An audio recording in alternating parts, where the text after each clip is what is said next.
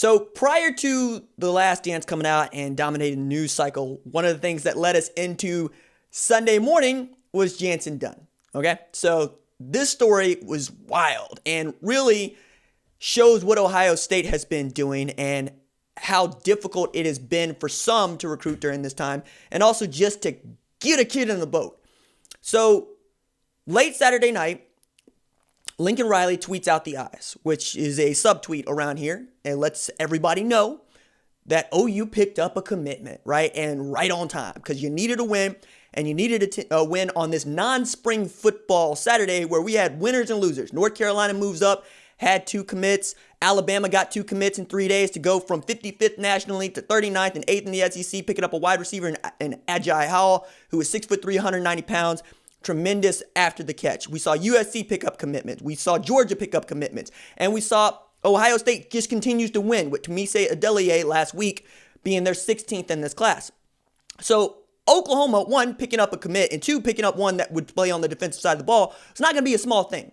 Jantzen Dunn is the number 1 player in the state of Kentucky, coming out as an athlete, plays both ways down there at Bowling Green. And it seemed like he was in, right? Earlier that morning, he tweets a graphic of him in OU stuff. It was the best offer on the table, or so we thought. And then word gets out that that might not be locked up. National recruiting analyst Steve Wiltfong flips his crystal ball from Oklahoma to Ohio State. And just as quickly as it happened, Jantzen Dunn went away. So you lose a silent commit inside of an hour, mostly because Ohio State puts the block on, because Dunn had been in Ohio State lane, right?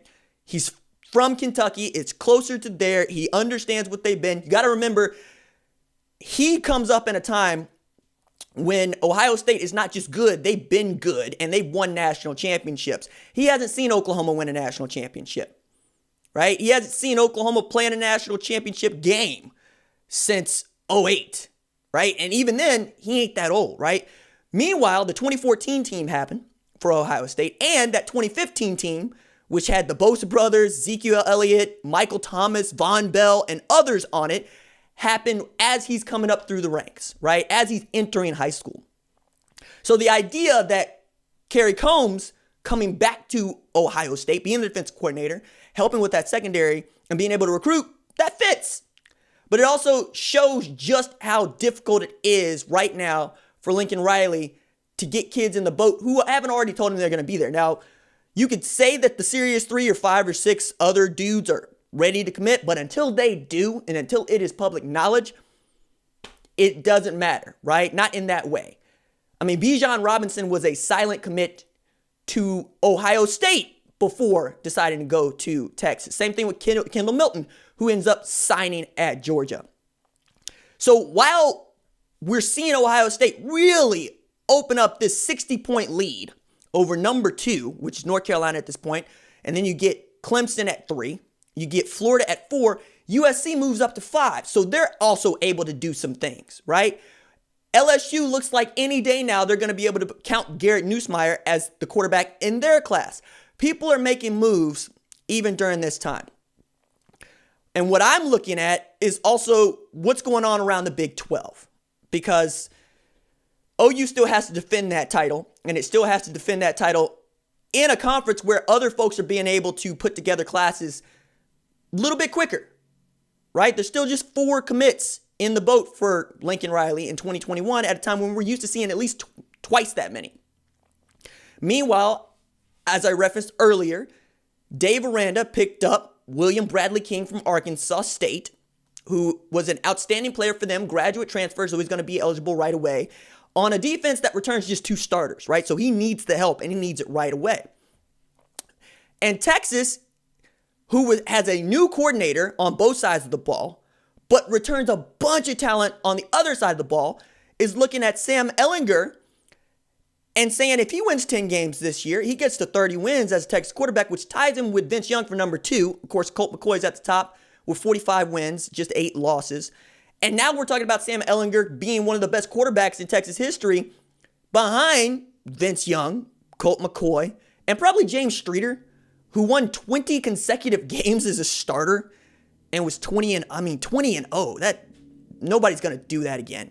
But then you look at Oklahoma, and I believe there's 4 guys that have won 30 games at Oklahoma. Steve Davis, Baker Mayfield, Jason White, Landry Jones.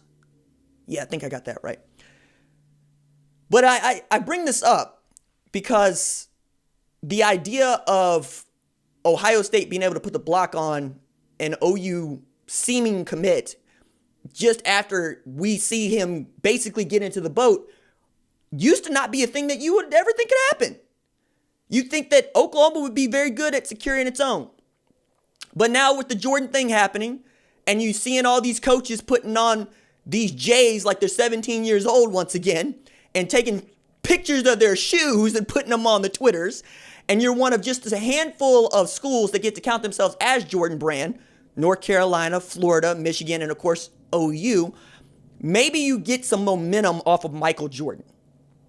And maybe you get some momentum going into this NFL draft week, specifically on the defensive side of the ball, if Kenneth Murray Jr. and Neville Gallimore can convince someone they are worth taking in the first round of this wild NFL draft that's going to happen. Because you need the momentum. You need the help, right? You need Jalen Hurts to get drafted as highly as possible. You need CeeDee Lamb to come off the board before Jerry Jeudy and T. Higgins. Now, you need these things to happen so you can create some momentum on the 2021 front. Because it's a free-for-all right now. And if guys can get in the way of you doing well and spite you, even if they don't pick up the commit right away, it's worth it right now. So me paying attention and just reading and talking and doing these things was fascinating over the weekend because as Jantzen Dunn happens, we see a rekindling, right? We see, okay, let's turn back this thing. Let's show everybody what we have here at OU via the Twitters, via the Instagram.